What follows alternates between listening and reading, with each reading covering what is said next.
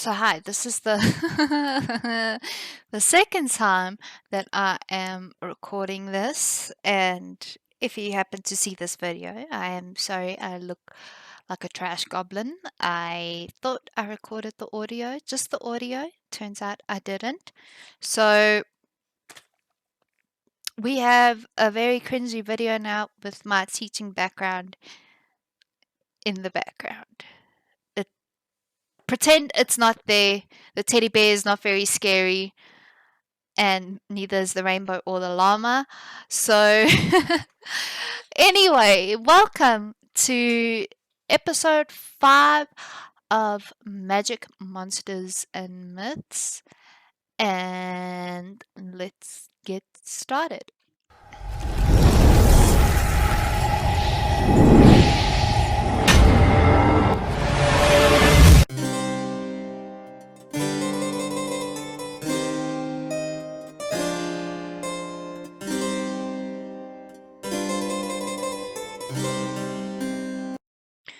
Two women are going to the castle tonight. One, the daughter of a farmer in a nearby village. She is young, youthful, and eager to make wages by working in the castle, scrubbing floors, dressing the nobles, and serving the good countess. Another woman is just behind her, young and youthful as well, bright eyes, and the daughter of a noble who has been sent to, I will put the name here, Jethy Castle? Jade. Jade. Okay. The daughter who has been sent to Jade Castle to get a good education from the Countess. Languages, music, politics, and etiquette. The possibilities of what you could learn from the Hungarian nobles seemed endless. And what do these women have in common? Certainly not societal ranking, not the same standard of education, but perhaps something else, like being the last time that either of them would leave Cheta Castle alive. So, before delving into the history of the Blood Countess, I had to Google some dates. First, the reign of Vlad the Impaler, which ended when he was assassinated in 1476. Then I had to Google Bram Stoker's publication of Dracula, which was in 1897. And then finally, I had to Google the timeline of the crimes committed by the Blood Countess, which was between 1590 and 1610. And it's all generally close together, so it's hard to say who was inspired by who.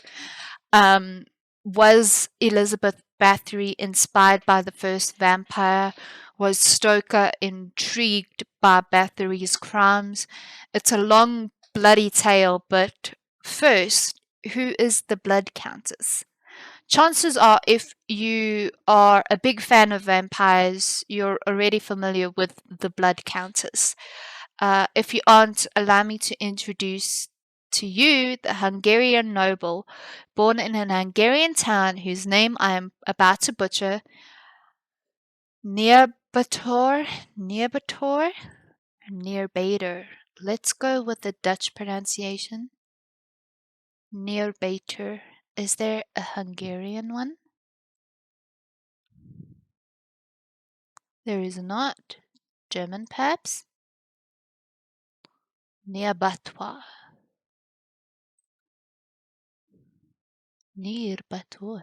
Okay.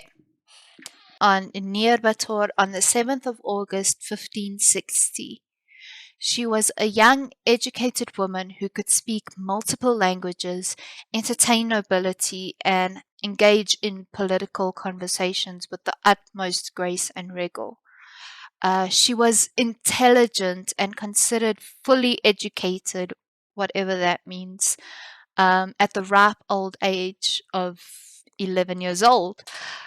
Of course, nobility and rumors kind of go hand in hand. So there were always stories of how Elizabeth Bathory was cruel to her servants, horrible to her chambermaids, and she even had an illegitimate child before her announcement was engaged, before her engagement was announced.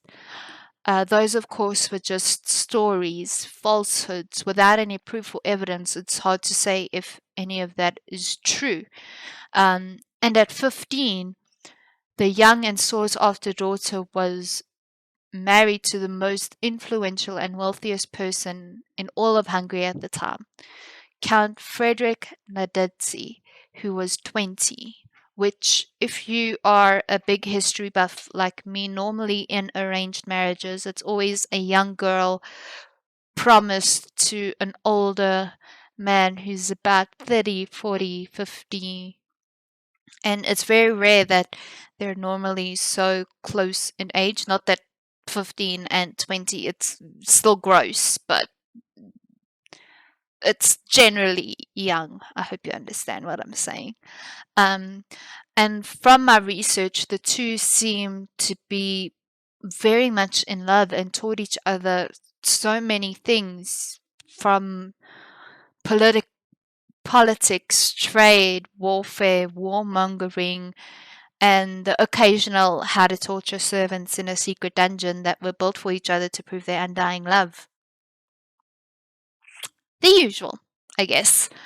The stories get a bit murky from here.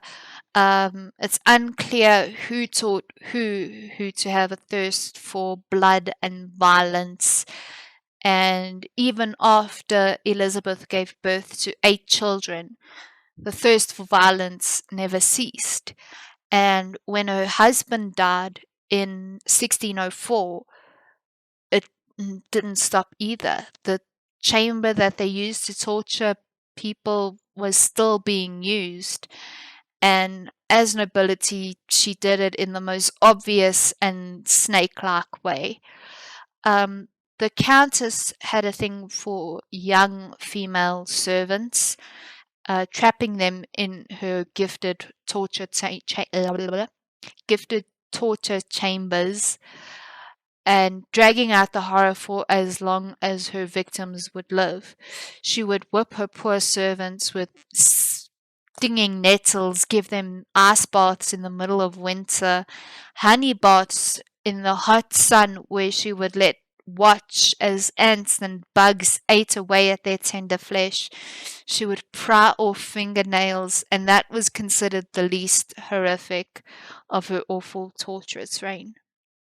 One of her favorite methods was draining every last drop from her victims and bathing in it with the perfectly perched goblet of that red life sauce to drink as she soaked away.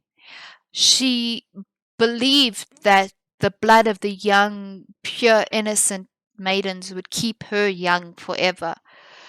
These are old stories where drinking the blood of maidens would preserve your youthfulness. And there are stories that she would paint her lips red with the victim's blood, and so quite horribly and obviously Elizabeth Bathory became the Blood Countess. And what I mean by obviously is that the people in the village knew that she was torturing and killing their daughters, the young female servants, and they couldn't do anything to stop it because she was nobility. But when the female servants became less and less, the Countess became desperate. She was a serial killer and she needed to get her fix. So she came up with a devious plan where she would extend her services and invite to nobles and their daughters, promising to teach their young girls everything she knew, to give them the gift of education and train them to be good wives, future leaders, greater nobility, and secure their future. Of course, their future wasn't promised as the Countess began killing these noble daughters as she had the servants. And no one batted an eye when she was killing the servants, but kill the rich, they start to take notice. And that is where Bathory made her mistake.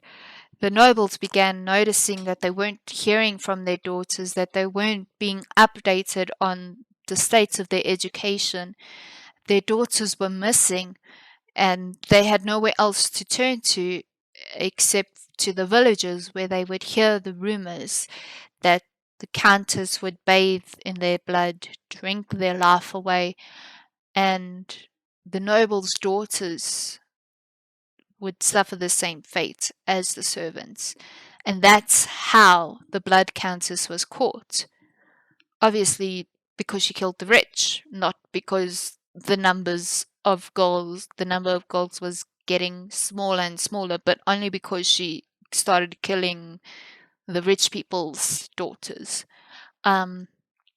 Like Rapunzel, she was locked away in a tower until after her trial. And she was trialed for killing the noble daughters and not the servants, although I'm not 100% sure about that.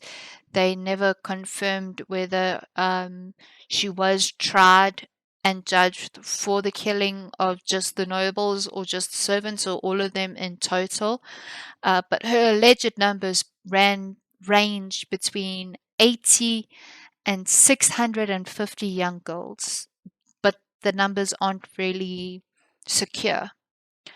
The stories proclaim that while she stayed up in the tower, she never aged, she was never unhealthy, she was never sick, she was radiant, glowing, and beautiful until her death in 1614. She was 54 years old. And I'm not sure if they called her a vampire like outright, or if they were just like whisperings of, oh, she's a vampire because she drank the blood. It doesn't really say, the resources don't really say that they outright said she was a vampire. But it was a very popular rumor. And it's really sad that her crimes only started going noticed when she started picking off the rich people's daughters one by one.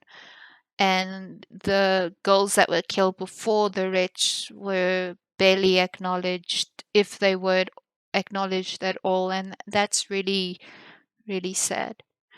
Apparently, Bram Stoker took inspiration from the Blood Countess to create Dracula's wives, but Stoker could have easily taken the Blood Countess and in turn rewritten her to be Count Dracula himself. There are songs about Elizabeth Bathory as well. Slayer has a song called Beauty Through Order, and apparently it is about Elizabeth Bathory. Also, the word bathroom originated from her name. Bathory plus room equals bathroom. And that is slightly disturbing, though it is from Reddit, so I'm not sure how trustworthy the source is. But there we have it. That's the story of the Blood Countess. It's a rather popular story and a great way to start 2022. As you can see, I'm still trying to figure out my format, test my new mic that I just tapped. So please bear with me and my very limited technical skills while I figure everything out. Resources and information are included in the description box / show notes, whatever you want to call them. Magic, Monsters, and Myths is a podcast that is available on most streaming services, and a very cringy YouTube video. And if you happen to see this video, I do apologize. Links to find me can be found in my link tree, also included in the information below. If you would like to be updated on future Magic Monsters and Myths episodes, plus any other random things I find on the internet. I normally am very active on Instagram, and I post little stories, little updates, and little random findings in my own little haunting space over on Instagram. And there is also a website called Kera Haunts, where if I find something really interesting that I find fascinating, not the Magic Monsters and Myths thing, but for example, like I did the Tattooed Ladies of Timor up on my website. It's called Kera Haunts. It will also be included in the link tree below. And that's all I have for you today. Very short, very sweet, very bloody. And thank you for joining me for today's episode of Magic Monsters and Myths. I hope you have a wonderful, safe, and fabulous 2022. And I will see you on the 13th of next month for another episode. Okay, bye.